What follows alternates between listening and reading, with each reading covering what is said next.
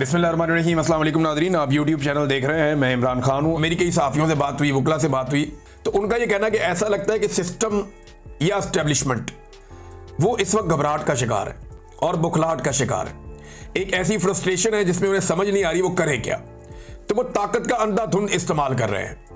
यानी जहां पे भी उन्हें कोई प्रॉब्लम नजर आता है तो वो ताकत का इस्तेमाल करते हैं।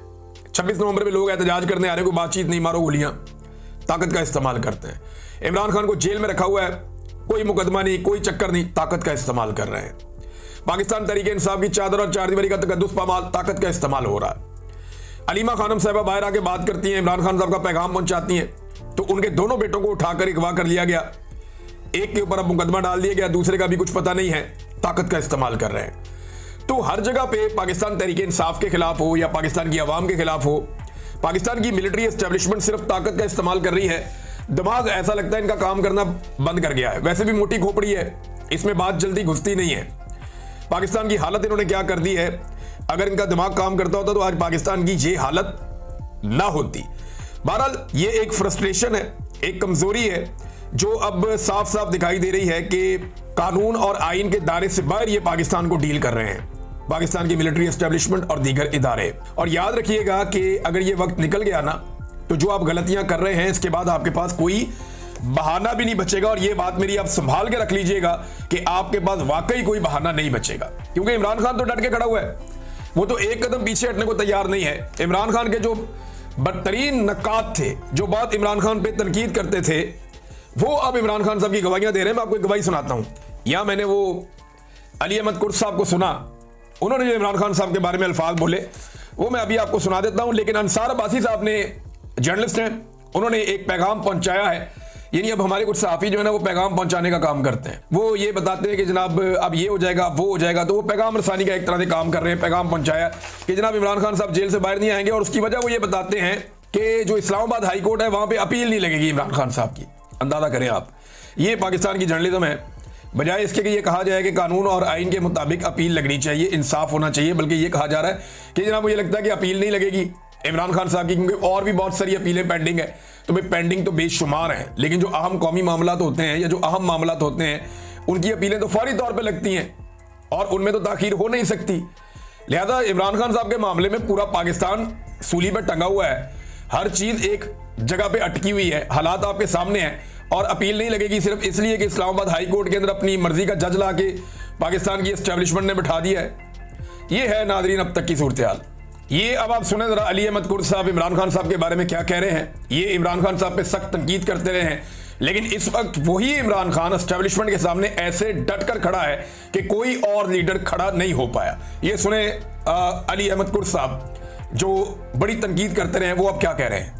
ले जी, अली अहमद कुर्द साहब भी अब मान गए हैं बिलाखिर। आहिस्ता आहिस्ता सारे मान जाएंगे अगर इमरान खान साहब डटे रहे तो। उन्होंने कहा छोटे छोटे जर्नैल है इमरान खान के मुकाबले में, बहुत छोटे छोटे बोने हैं, इमरान खान का मुकाबला नहीं कर सकते, वो बहुत बड़ा आदमी है। ये अली अहमद कुर्द साहब कह रहे हैं जो एक दौर में इमरान खान साहब पे बहुत तनकीद करते रहे हैं। इमरान खान साहब ने ये ऐसे को तोहफे में नहीं मिला उन्होंने ये इज्जत अर्न की है, उन्होंने ये इज्जत कमाई है, और इज्जत कमाने के लिए उन्होंने कुर्बानी दी है।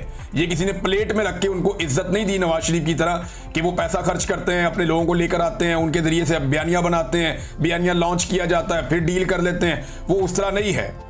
मैंने आपको बताया था ना कि जापान के अंदर सर्दी हो गई है, मामला जो है वो किसी और तरफ चले गए हैं। जब इन्होंने जापान में एक रंगबाजी करने की कोशिश की नौसरबाजों ने, और इन्होंने जाकर जापान में ये कह दिया कि जनाब हमारी सिक्योरिटी के इश्यूज हैं, हमारा ये इशू है, हमारा वो इशू है, तो उसके बाद मैंने आपको बताया था ना कि अब ये आपको दिखाई नहीं देंगे, तब वो दिखाई भी नहीं दे रहे।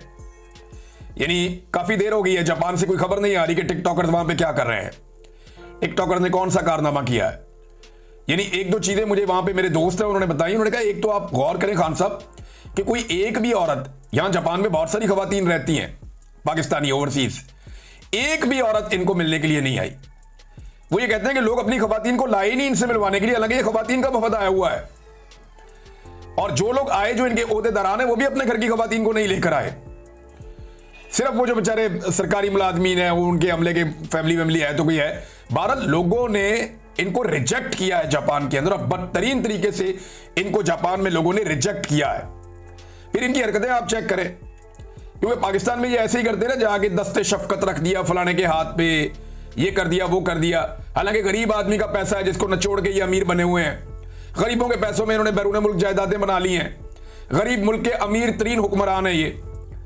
वहां गए जापान के एक स्कूल में ले गए। अच्छा, वहां कोई भी दौरा कर सकता है स्कूल का। अगर आप चाहें ना कि स्कूल आप देखना चाहते हैं तो आपको स्कूल का वो दौरा करवा सकते हैं। तो इन्होंने भी रिक्वेस्ट की है, पहुंच गए स्कूल में।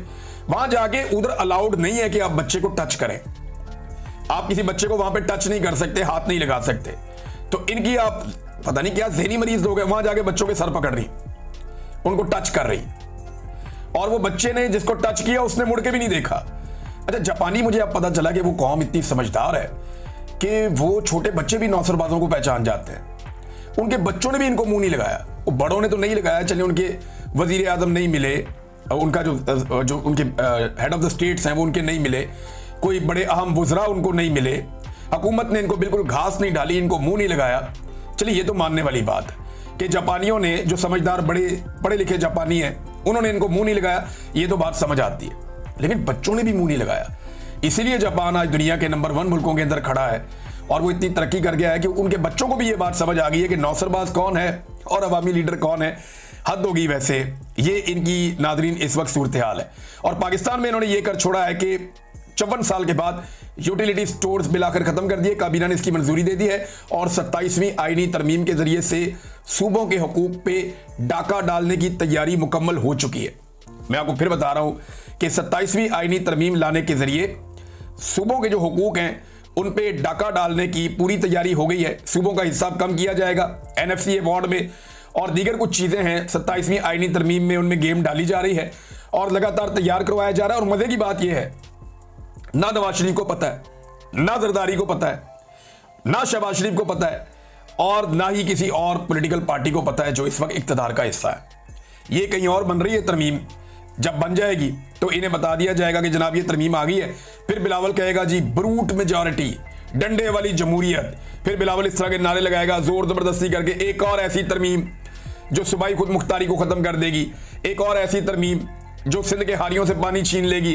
फिर एक और ये बाप बेटा मिलके कोई ना कोई गेम डालेंगे और बाद में कहेंगे जी हम बड़े जमहूरी हैं और अवाम के हक के लिए खड़े हैं। हालांकि इन्होंने हमेशा कौम के साथ फ्रॉड किया है। अब तक के लिए इतना ही। अपना ख्याल रखिएगा, अपने चैनल का भी। अल्लाह हाफिज।